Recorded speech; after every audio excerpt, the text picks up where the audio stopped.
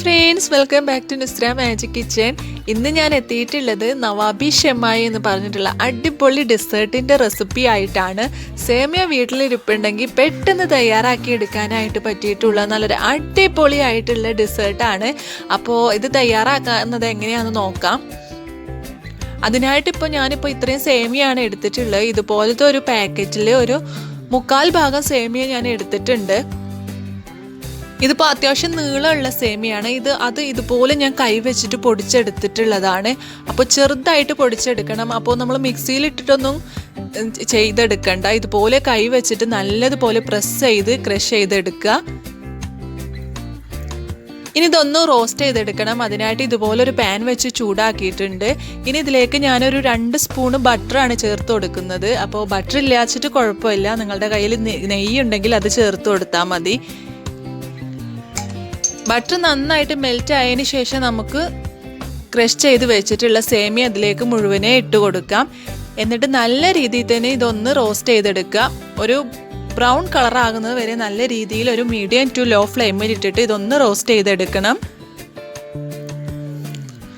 അത്യാവശ്യം ഇപ്പം നല്ല രീതിയിൽ തന്നെ ഇത് റോസ്റ്റായി വന്നിട്ടുണ്ട്. ഇനി ഞാനിതിലേക്ക് ഒരു 1/4 കപ്പ് പൊടിച്ച പഞ്ചസാരയാണ് ചേർത്ത് കൊടുത്തിട്ടുള്ളത്. അതുപോലെ തന്നെ ഒരു 1 ടേബിൾ സ്പൂണ് പാൽപ്പൊടി കൂടി ഞാൻ ചേർത്ത് കൊടുത്തിട്ടുണ്ട്. പക്ഷെ അതിൻ്റെ വീഡിയോ എൻ്റെ കയ്യിൽ നിന്ന് മിസ്സായിപ്പോയി.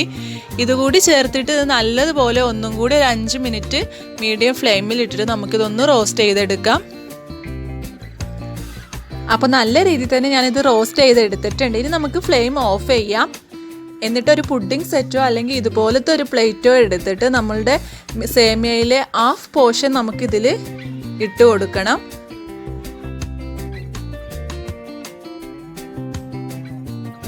അതിനുശേഷം ഇതുപോലെ ഒരു സ്പാച്ചിൽ വെച്ചിട്ടോ അല്ലെങ്കിൽ ഒരു തവി വെച്ചിട്ടോ നമുക്ക് ഇതുപോലെ ഒന്ന് ലെവൽ ചെയ്ത് കൊടുക്കണം. അതിനുശേഷം ഇതുപോലത്തെ ഒരു ഗ്ലാസ് കൊണ്ട് എന്തെങ്കിലും ഇതുപോലെ ഒന്ന് പ്രസ് ചെയ്ത് കൊടുക്കുക.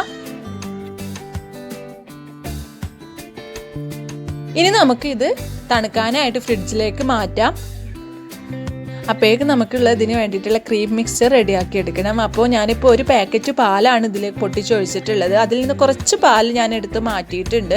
ഇനി ആ മാറ്റി വെച്ചിട്ടുള്ള പാലിലേക്ക് 1 ടേബിൾ സ്പൂൺ കസ്റ്റേർഡ് പൗഡറും അതുപോലെ തന്നെ 1 ടേബിൾ സ്പൂണ് കോൺഫ്ലോർ കൂടി ചേർത്ത് കൊടുത്തിട്ട് നല്ലതുപോലെ കട്ടയൊന്നും ഇല്ലാതെ ഇളക്കി കൊടുക്കണം.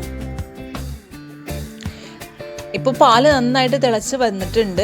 ഇനി നമ്മൾ ഈ തിളച്ച് വന്ന പാലിലേക്ക് മീഡിയം ഫ്ലെയിമിൽ ആക്കിയിട്ട് നമ്മൾ മിക്സ് ചെയ്ത് വെച്ചിട്ടുള്ള കസ്റ്റേർഡ് പൗഡറിൻ്റെ ഒക്കെ മിക്സ് ഉണ്ടല്ലോ, അത് ഇതിലേക്ക് ഒഴിച്ചു കൊടുക്കുക.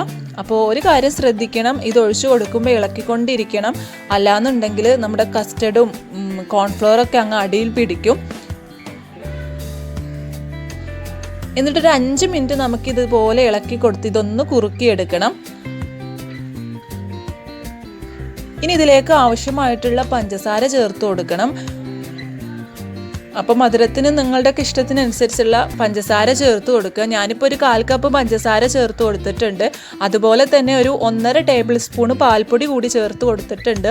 ഇതിന് പകരം നിങ്ങളുടെ കയ്യിൽ കണ്ടൻസ്ഡ് മിൽക്ക് ഉണ്ടെങ്കിൽ അത് ചേർത്ത് കൊടുത്താലും മതി. എന്നിട്ട് ഇത് ഇളക്കി കൊടുക്കുക. കട്ടയൊന്നും ഇല്ലാതെ നല്ല രീതിയിൽ തന്നെ ഇളക്കിയിട്ട് ഒരു 5 മിനിറ്റ് മീഡിയം ഫ്ലെയിമിൽ ഇട്ടിട്ട് ഇതൊന്ന് കുറുക്കിയെടുക്കണം.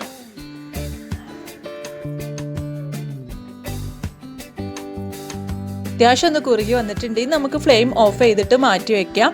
എന്നിട്ട് ഇതൊന്ന് ചൂടാറാനായിട്ട് വെക്കണം. ചൂടാറി കഴിഞ്ഞാൽ കണ്ടില്ലേ, ഇതുപോലെ കുറച്ചുകൂടി ഒന്ന് തിക്കായിട്ട് വരും. ഇനി നമ്മൾ നേരത്തെ റെഡിയാക്കി വെച്ചിട്ടുള്ള ആ സേമിയയുടെ മിക്സിന് മുകളിലായിട്ട് ഇത് ഒഴിച്ചു കൊടുക്കണം. അപ്പോൾ ഇത് ഫുള്ളായിട്ട് ഈ മിക്സ് ഇതിന് മുകളിൽ ഒഴിച്ചു കൊടുക്കണം. അപ്പോൾ എല്ലാ ഭാഗത്തേക്കും നല്ല രീതിയിൽ തന്നെ ലെവൽ ചെയ്ത് ഒഴിച്ചു കൊടുക്കുക.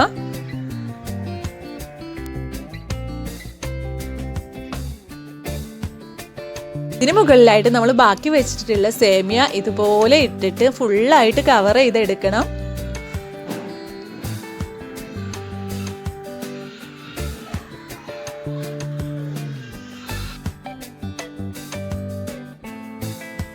മുകളിലായിട്ട് ഞാൻ കുറച്ച് പിസ്തയും ബദാമും കൂടി ചെറുതായിട്ട് കട്ട് ചെയ്തതും കൂടി ഇട്ട് കൊടുക്കുന്നുണ്ട്. അപ്പോൾ നിങ്ങൾക്ക് ഇഷ്ടമുള്ള നട്ട്സ് ഇട്ട് കൊടുക്കാം.